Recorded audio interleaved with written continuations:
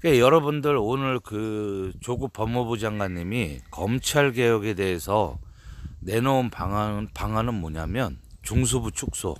쉽게 해서 이름도 바꾸고 소위 특별수사대를 세 군데만 놔두고 다 없애겠다 그러는 거예요.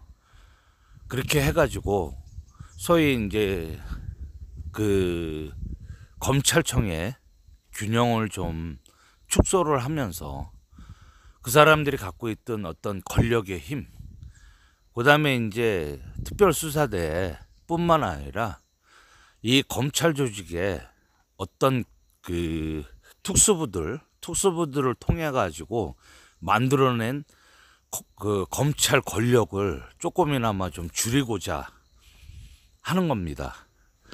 그렇기 때문에 대환영이고요. 근데 이제 제가 처음에 발표를 할 때 염려했던 거는 뭐냐면 완전히 없애려면 없애고 아니면 새로운 그 기관으로 만들어야 되는데 우리가 한 번 속아봤지 않습니까? 한 번이 아니라 여러 번 속아봤죠. 이 국정원이 처음에는 안기부였잖아요. 그 안기부에서 이름만 바꾸고 달라진 게 하나도 없이 그렇게 이제 국정원으로 바뀌고 그렇게 해서 국정원에서 벌어진 일들 우리는 생생하게 기억하고 있잖아요. 그래서 이름만 바꾸면 안 되는데 제가 그렇게 해서 이제 그 기자회견 하는 거를 몇 번 돌려봤어요. 그랬더니 역시나 우리 조국 법무부 장관님이시더라고요.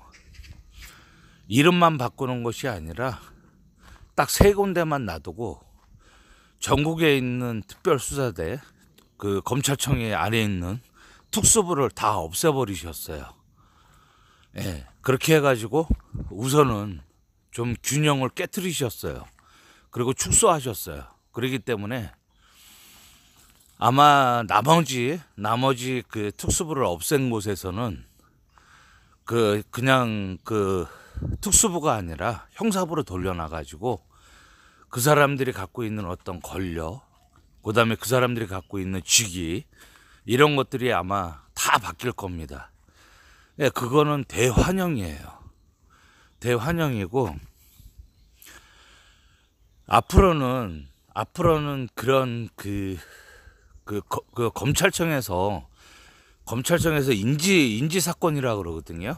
자기네들이 예를 들어 가지고 피고인이 됐든 피의자가 됐든 아니면 첩보를 받든 아니면 자기네들 그 정보원을 이용해서 어떤 사건을 접했을 때 이거 사건 우리 검찰청에서 맡아야 되겠다.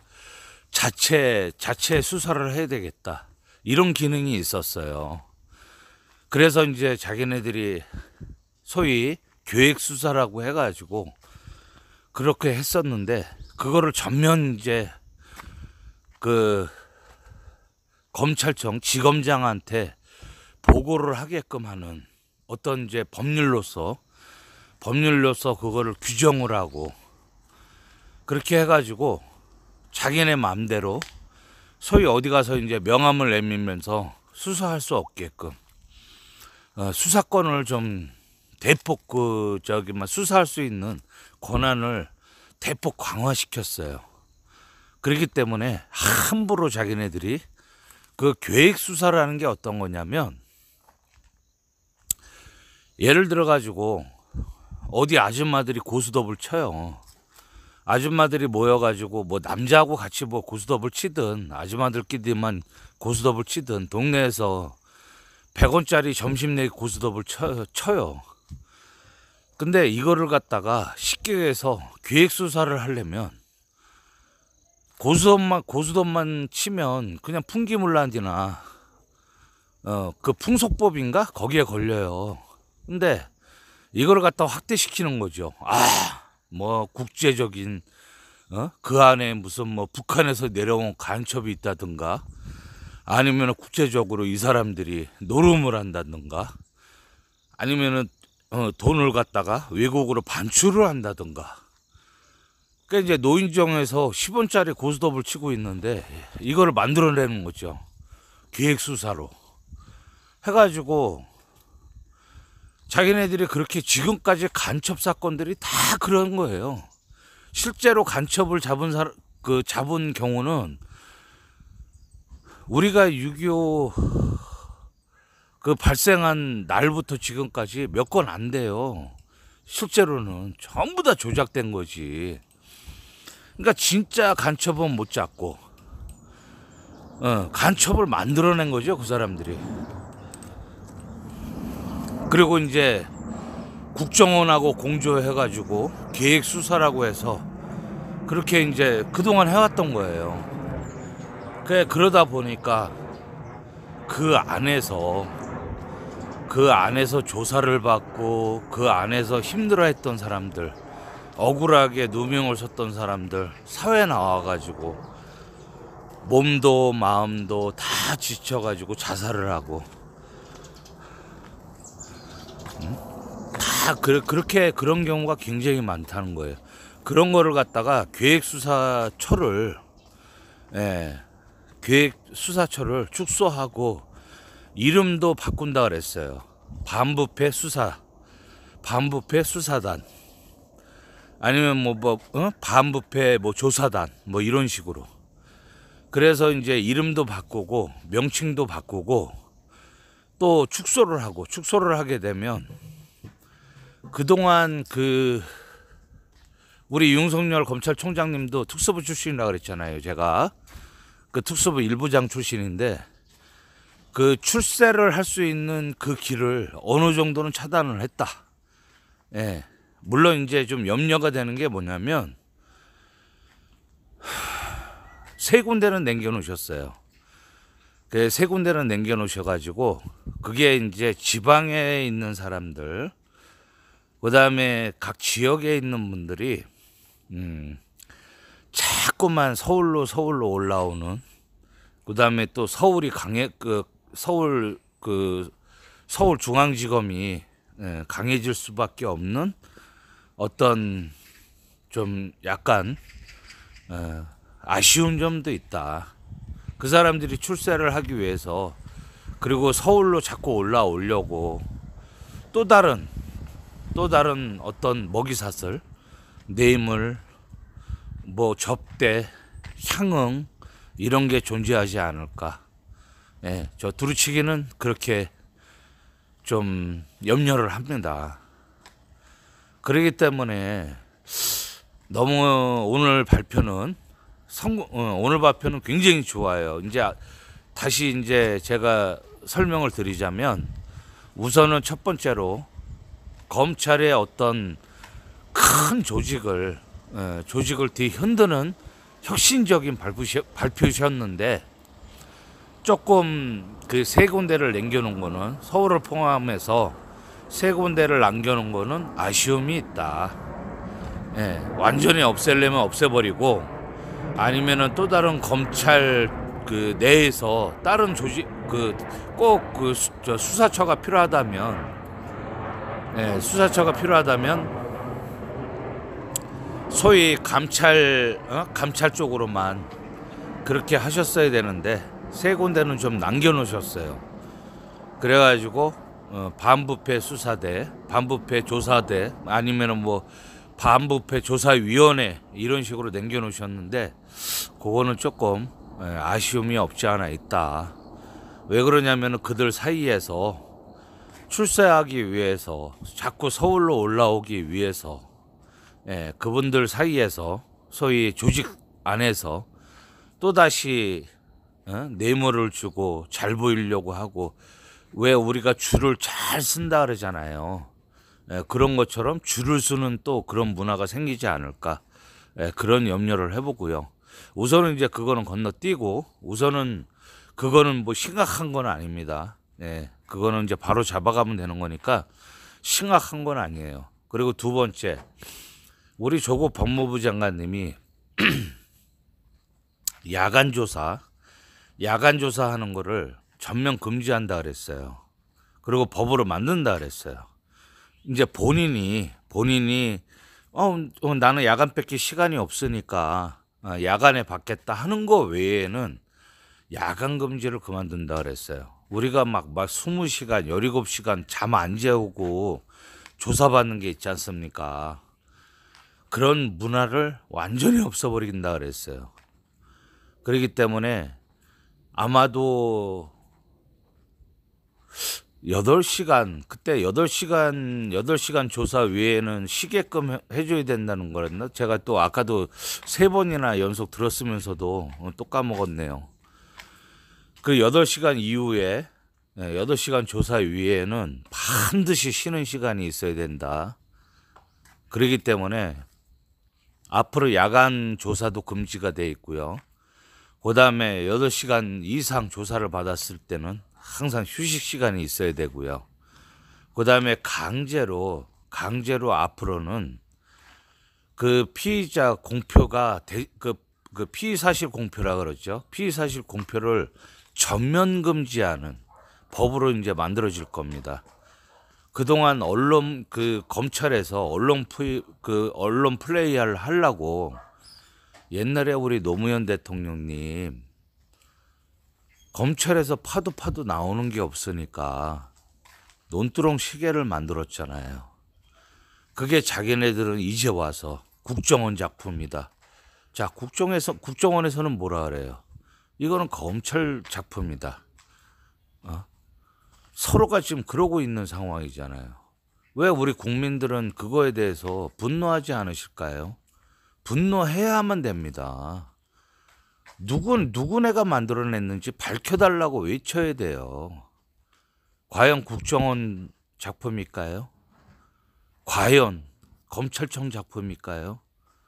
이거 밝혀내야 됩니다. 제 생각에는 국정원 작품이 아니라 검찰청 작품 같아요. 두루치기 생각에는. 이렇게 해놓고 이 사람들이 언론 플레이를 시작을 해요. 소위 검찰청에 들어가서 취재하고 있는 기자단이 있고, 그 다음에 개인별로 매일 가다 보면 친해지는 사람이 있어요. 제가 이제 집회에 계속 나가다 보니까 집회에 오시는 분들하고 친해지는 것처럼 그렇게 매일같이 검찰청에 들어가면 친해지는 기자들이 있어요. 자, 그 기자들을 통해 가지고 소위 언론 플레이를 한다는 얘기죠. 논두렁 시계는 그렇게 해서 탄생이 됐습니다. 제 생각에는 검찰청이에요. 국정원이 아니라. 국정원에서는 소스를 줬고 이렇게 했으면 어떻습니까? 자, 검찰청에서는 그걸 쉽게 얘기해서 실행한 범죄인이라고 참 얘기하고 싶은데 또 그러면은 검찰청에서 또 무슨 명예훼손 걸까봐 내가 참 얘기는 못 하겠는데, 분명히 검찰청에서 나온 발이에요. 그게 기레기들을 이용한, 언론을 이용한, 그렇게 해가지고 언론 플레이를 한단 말입니다. 그렇게 해가지고 피의 사실 공포를 하는 거예요. 그렇게 되면 어떻게 되는 줄 아십니까? 자, 언론들은 우리나라 3대 적폐 언론 있잖아요. 조중동.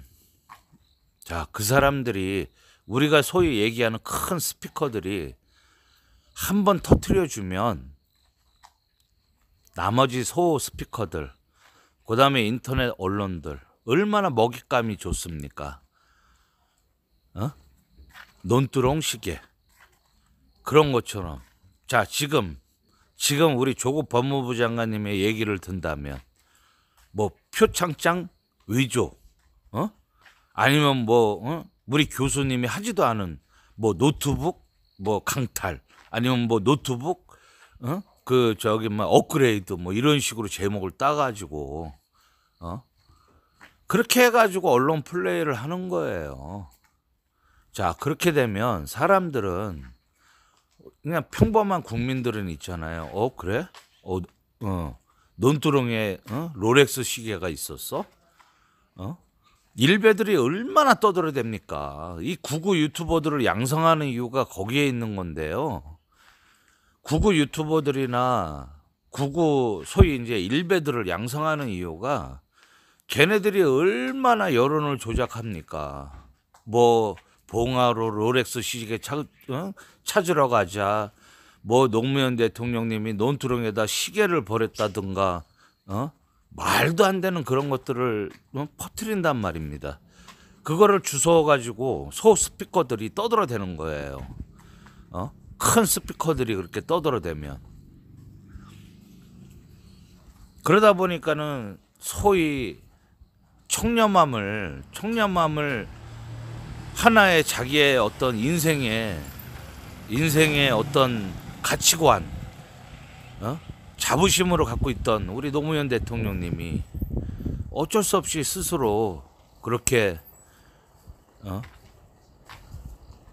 세상과 이별할 수밖에 없지 않습니까?